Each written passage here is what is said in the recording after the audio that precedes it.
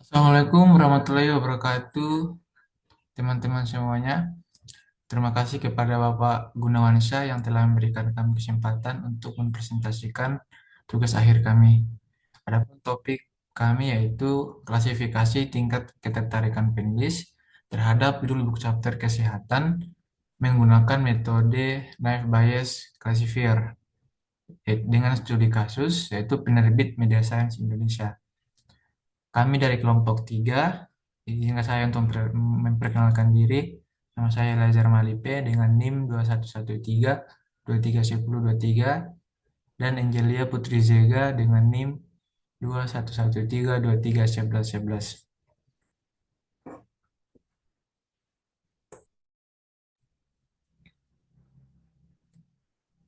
Yang pertama adalah latar belakang. Perkembangan digital mendorong pesatnya pertumbuhan publikasi ilmiah, termasuk book chapter sebagai alternatif strategis penyebaran karya ilmiah. Peran penerbit, khususnya Media Sains Indonesia, menjadi wadah bagi akademisi dan praktisi untuk menerbitkan tulisan ilmiah bertema tertentu. Variasi respon penulis, tidak semua judul book chapter menarik minat penulis secara merata. Tantangan penerbit, kurangnya data terstruktur menyulitkan penerbit dan editor dalam menyesuaikan judul dengan minat dan pasar ilmiah. Solusi data miningnya, diperlukan metode data mining untuk mengklasifikasikan dan memprediksi tingkat ketertarikan penulis terhadap judul-judul yang ditawarkan. Ada rumusan masalahnya. Yang pertama, bagaimana merancang sistem klasifikasi untuk mengukur tingkat ketertarikan penulis terhadap judul book chapter di bidang kesehatan. Kedua, bagaimana cara mengimplementasikan metode Naive Bayes Classifier dalam mengklasifikasikan tingkat ketertarikan tersebut. Dan ketiga, seberapa akurat metode Naive Bayes dalam memprediksi tingkat ketertarikan penulis berdasarkan data historis atau preferensi topik.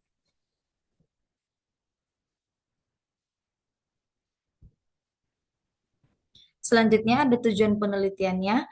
Pertama, mengklasifikasikan tingkat ketertarikan penulis terhadap judul book chapter dalam bidang kesehatan berdasarkan atribut-atribut seperti tema, panjang judul, dan kecocokan bidang menggunakan metode Naive Bayes Classifier. Kedua, mengevaluasi performa metode Naive Bayes dalam memprediksi kelas ketertarikan penulis terhadap judul dengan menggunakan metrik evaluasi seperti akurasi, precision, recall, dan F1 score. Yang ketiga, memberikan rekomendasi berbasis data historis kepada penerbit dalam proses penyusunan dan seleksi judul book chapter yang lebih diminati oleh penulis dari berbagai bidang kesehatan.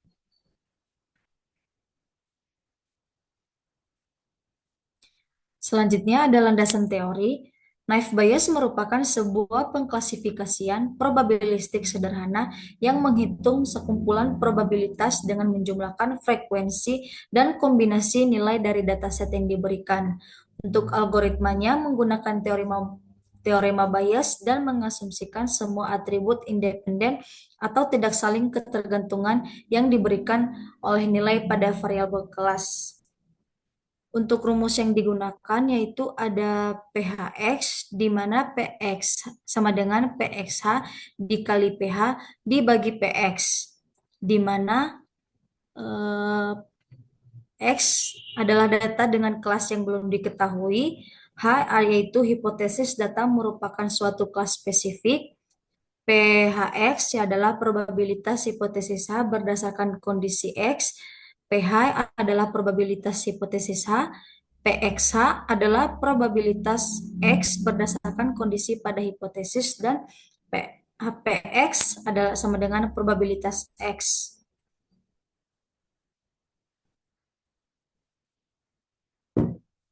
Selanjutnya ada metode penelitian. Yang pertama ada jenis penelitian di mana penelitian ini merupakan studi kuantitatif dengan pendekatan klasifikasi data menggunakan metode Naive Bayes Classifier atau NBC. Yang kedua ada sumber dan jenis data. Yang pertama sumbernya yaitu dari penerbit Media Sains Indonesia tahun 2024 sampai tahun 2025. Kedua, data ini tergolong data sekunder dengan total jumlah data sama dengan 50 judul book chapter. Yang ketiga, ada teknik pengumpulan data.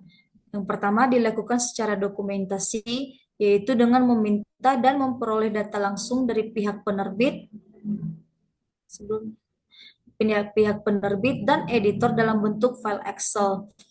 Kedua, data tersebut kemudian diseleksi dan disesuaikan agar sesuai dengan kebutuhan klasifikasi. Yang keempat ada variabel penelitian, di mana variabel kami ada 6. Yang pertama ada panjang judul, di mana panjang judul ini mengacu pada jumlah karakter atau kata dalam judul book chapter yang ditawarkan. Yang kedua ada tema yang merupakan kategori atau subbab bidang dalam domain ilmu kesehatan seperti kebidanan, kesehatan kedokteran, atau farmasi. Yang ketiga ada bab kosong. Bab kosong yang masih tersedia memiliki kemungkinan besar dipilih oleh penulis. Yang keempat, ada grup dikirimi. Penyebaran informasi ke grup yang lebih relevan dapat meningkatkan eksposur judul dan mempengaruhi peluang terpilihnya judul tersebut. Yang kelima, ada penulis tertarik, di mana mencatat jumlah penulis yang menunjukkan minat terhadap judul tertentu. Dan yang terakhir, ada penulis sesuai bidang, di mana keselarasan bidang ini berpengaruh terhadap ketertarikan aktual karena penulis umumnya memilih judul yang relevan dengan bidang studi atau profesinya.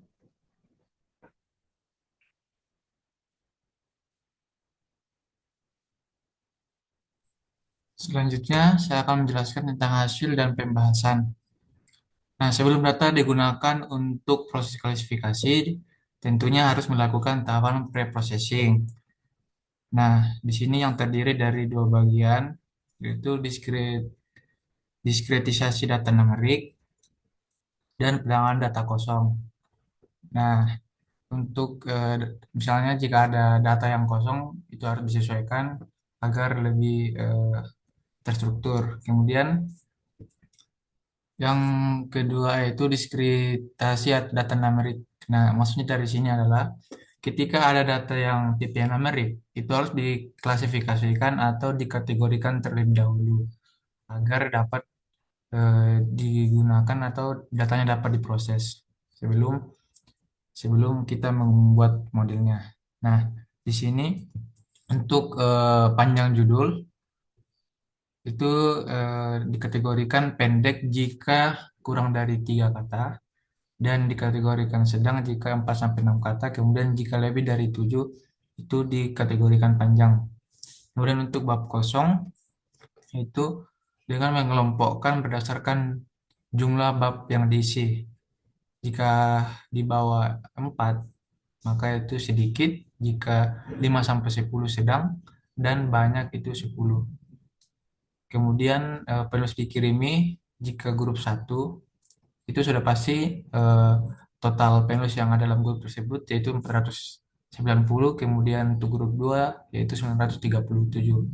Nah, untuk penulis tertarik ini dikategorikan menjadi 3 juga, yaitu rendah, tinggi, dan sedang. Kemudian untuk rendah itu di bawah 10, jika misalnya ada 10 penulis yang tertarik atau kurang dari 10, maka itu dikategorikan rendah. Kemudian jika 14 dari 11 sampai 14 penulis itu dikategorikan sedang, dan jika lebih dari 15 penulis yang tertarik, maka itu dikategorikan tinggi. Nah, pada penulis tertarik ini berdasarkan jumlah bab yang di booking oleh penulis. Karena untuk book chapter sendiri itu maksimal 20 bab. Nah, jika 15 sampai 20 bab itu udah tinggi untuk kategori penulis yang tertariknya. Namun jika di bawah 10 itu masih rendah dan itu belum bisa diproses dalam penerbitan. Nah, itu untuk penulis tertarik. Kemudian penulis sesuai bidang. Nah, di sini tuh dikategorikan menjadi 3 juga, yaitu rendah, sedang, dan tinggi. Nah, maksud dari ini adalah ketika penulisnya dalam satu grup yang kita kirimi, penulis yang sesuai bidang yang kita bidang judul chapternya, misalnya farmasi, jika penulis yang sesuai bidang itu lebih atau kurang dari 50, itu dikategorikan rendah. Kemudian jika sedang, itu 51 sampai 120 penulis yang sesuai bidang. Jika 120 penulis sesuai bidang itu akan dikategorikan sebagai tinggi. Nah, adapun metode yang kami gunakan itu adalah equal width binning dengan rumus yaitu lebar interval sama dengan nilai maksimum dikurang nilai minimum, kemudian dibagi jumlah kategori. Nah, dari sini kami mendapatkan metode untuk diskritasi data nama.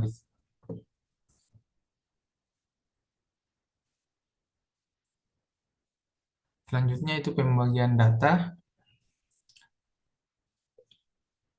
Setelah seluruh data melalui proses processing, tentunya harus membagi dataset menjadi dua bagian.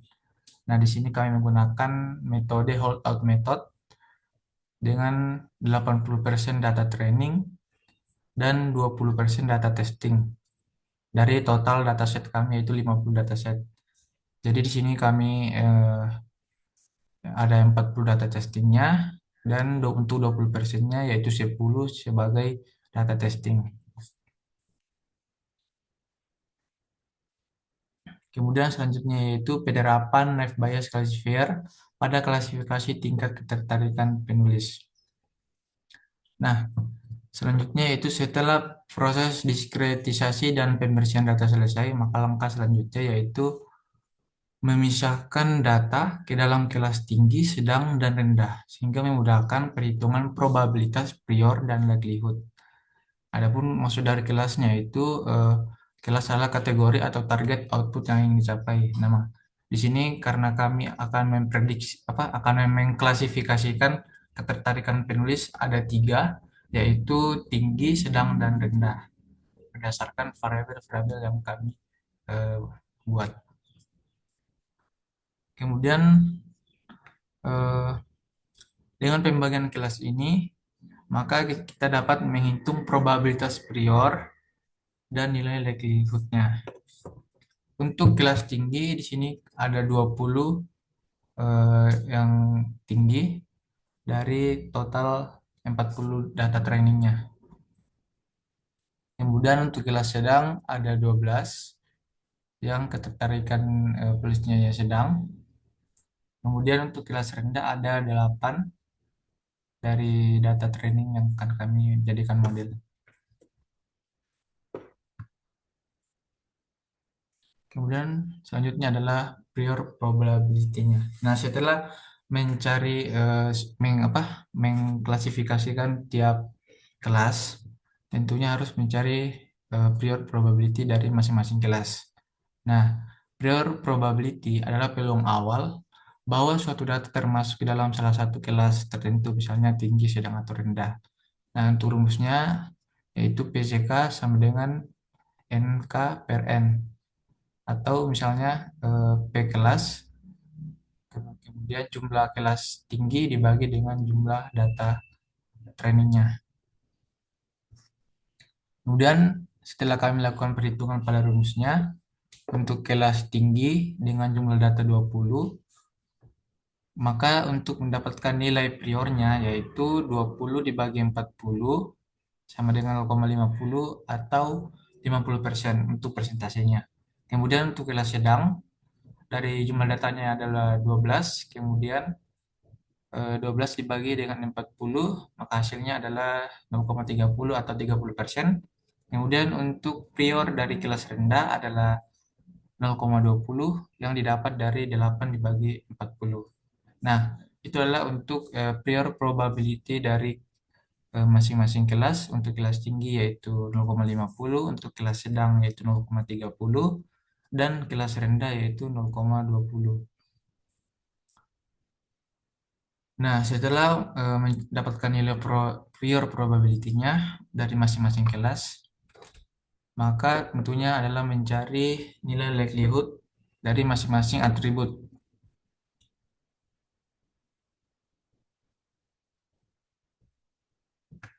Secara matematis, rumusnya yaitu P atau untuk mencari nilainya PFI K sama dengan jumlah fitur pada kelas dibagi dengan jumlah data pada kelas tersebut. Nah, di sini untuk misalnya pada kelas tinggi, untuk total datanya ada 20. Kemudian untuk mencari likelihood dari fitur panjang pada kelas tinggi, dengan kategori panjang untuk panjang judulnya. Di sini ada dua, kemudian dengan membagikan dari 2 dibagi 20, maka hasilnya adalah 10%. Kemudian untuk mencari fitur lainnya, misalnya tema keperawatan, itu muncul sebanyak 13 kali, maka 13 dibagi dengan 20, maka hasilnya adalah 65%. Kemudian untuk kilas sedang juga sama, dengan menerapkan rumus kami mendapatkan nilai likelihood dari masing-masing atributnya. Dapat dilihat pada tabel yang tertera pada tabel untuk kelas tinggi dan kelas sedang. Kemudian untuk kelas rendahnya, di sini eh, dapat lihat pada tabel juga ada 20% untuk kelas rendah, kemudian untuk dari masing-masing atributnya ada 63%, ada 38%, ada 13. Nah, itu yang kami dapat berdasarkan perhitungan menggunakan rumus yang telah ditentukan sebelumnya. Kemudian di sini juga terdapat beberapa yang nol. Nah, yang nol itu karena kategori tersebut tidak ada dalam kelas rendah, sehingga di sini tercatat nol.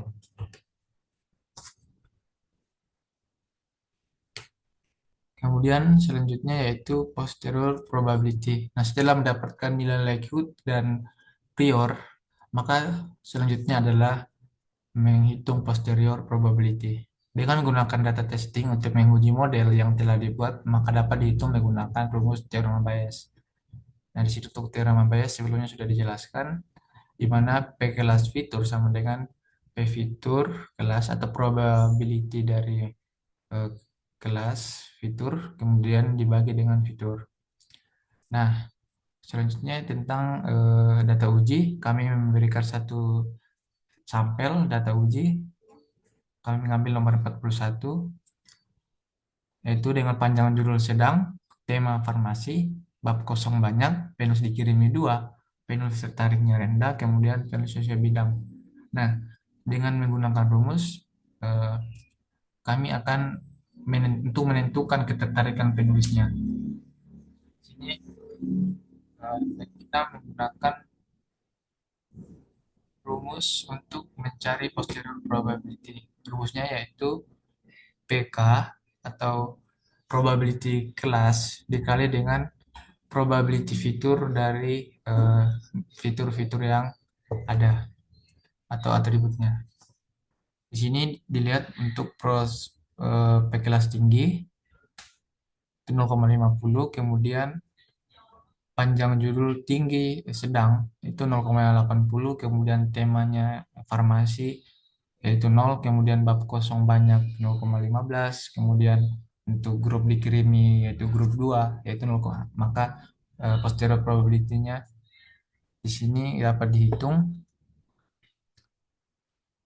eh, P tingginya sama dengan 0,50 dikali 0,80 dikali 0 dikali 0,15 dikali 0,75 dikali 0,50 dikali 0, maka hasilnya 0. Itu untuk posterior probability pada kelas tingginya. Kemudian untuk kelas sedang itu mengalihkan semua probability atau likelihood dari kelas sedang. Nah, di sini dengan mengalihkan 0,30, kemudian 0,75, 0 dikalikan 0 dikalikan 0, 0,75, kemudian dikali 0,42 dan dikali 0, maka untuk posterior probability dari kelas sedang yaitu 0. Kemudian untuk kelas rendah, di sini juga dapat dihitung dengan mengalihkan semua eh, probability kelas dan probability fiturnya. Maka kami mendapatkan hasil 0,003.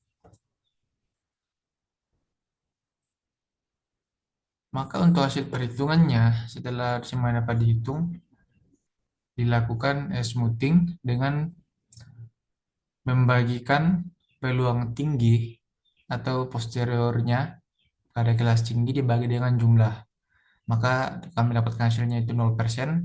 Kemudian untuk peluang sedang 0% juga, kemudian untuk peluang rendah itu 100%. Maksudnya adalah di sini yang tertinggi yaitu 0 adalah 100%, maka peluang atau rendah untuk ketertarikan penulis adalah rendah. Di sini dapat lihat pada tabel yang tertera setelah dilakukan pengujian terhadap seluruh data uji sepanjang 10 data. Di sini kami dapatkan hasil untuk ke 10 data testing tersebut. Yang pertama nomor 41 yaitu rendah, kemudian nomor 42 rendah juga, nomor 43 tinggi, nomor 44 tinggi, kemudian nomor 45 juga tinggi, dan nomor 46 rendah, nomor 47 tinggi, kemudian 48 tinggi, 49 juga rendah, kemudian 49 tinggi, kemudian nomor 50 tinggi. Nah, inilah hasil yang eh, dihasilkan dari model telah kami buat sehingga menghasilkan kategori dari ketertarikan penulis.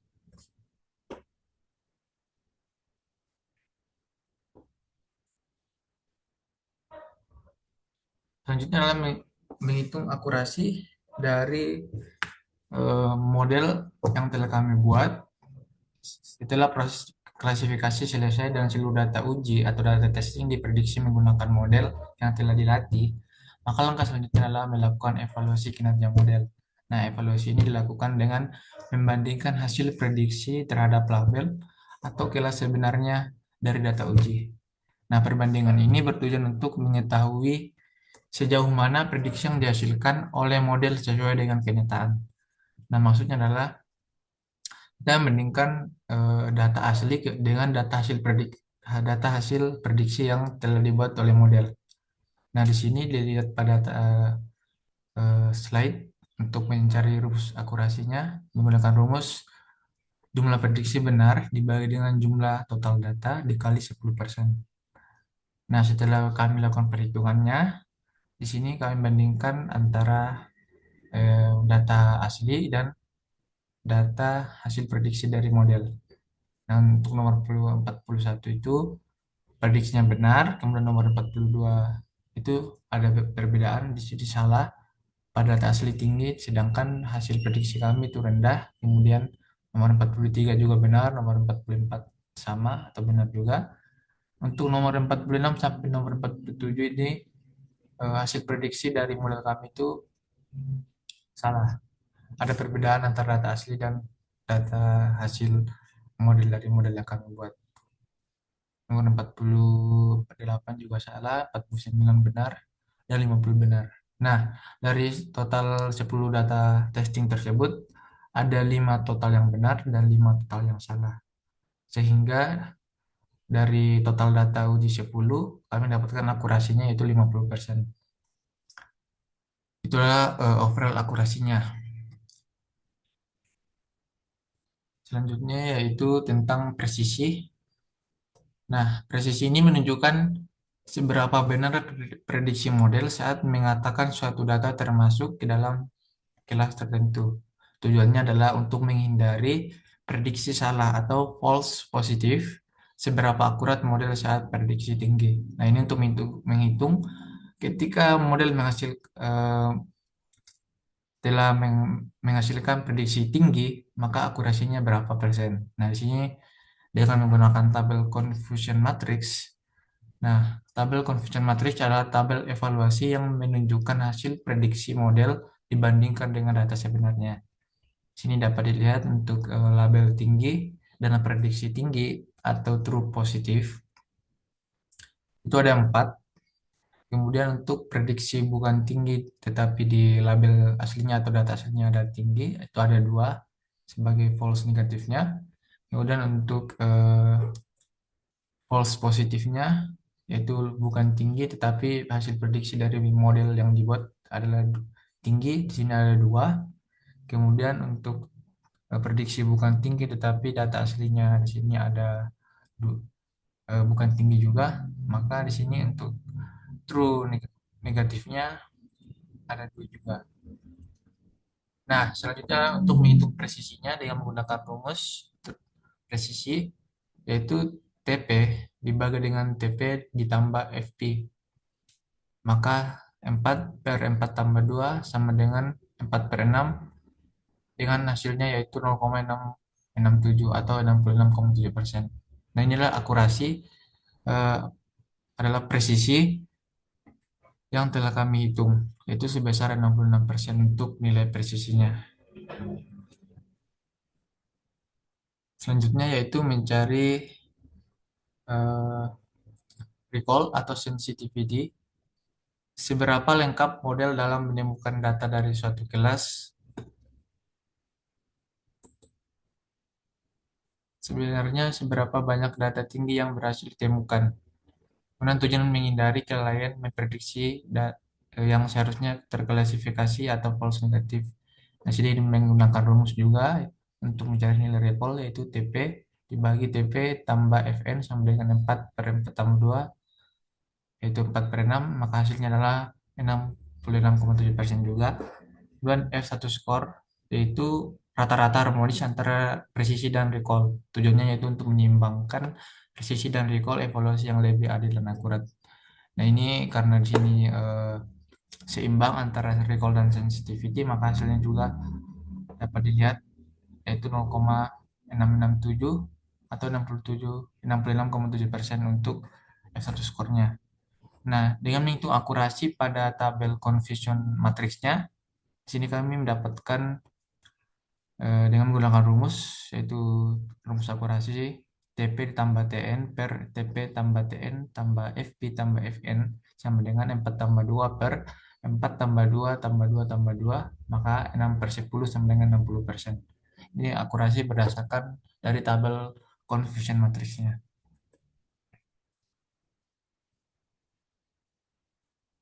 Kemudian selanjutnya itu kesimpulan.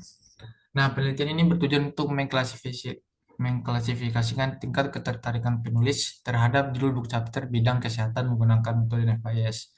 Nah, berdasarkan hasil pengujian terhadap 10 data uji, diperoleh akurasi sebesar 60%. Ini berdasarkan tabel confusion matriksnya, tapi berdasarkan data yang benar dan yang salah untuk overall akurasinya itu tadi dapat yaitu 50%.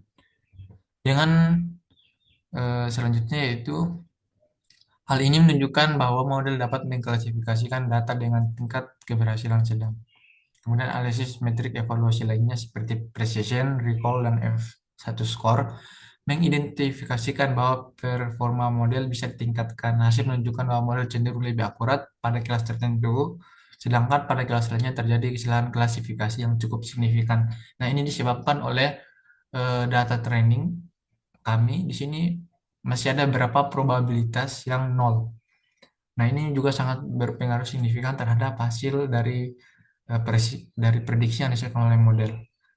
Nah, ini untuk meningkatkan akurasinya tentunya harus meningkatkan atau menambah jumlah data training sebanyak-banyaknya sehingga tidak ada probability yang nol. Nah, dengan demikian maka setiap hasil perhitungan tidak ada yang 0%.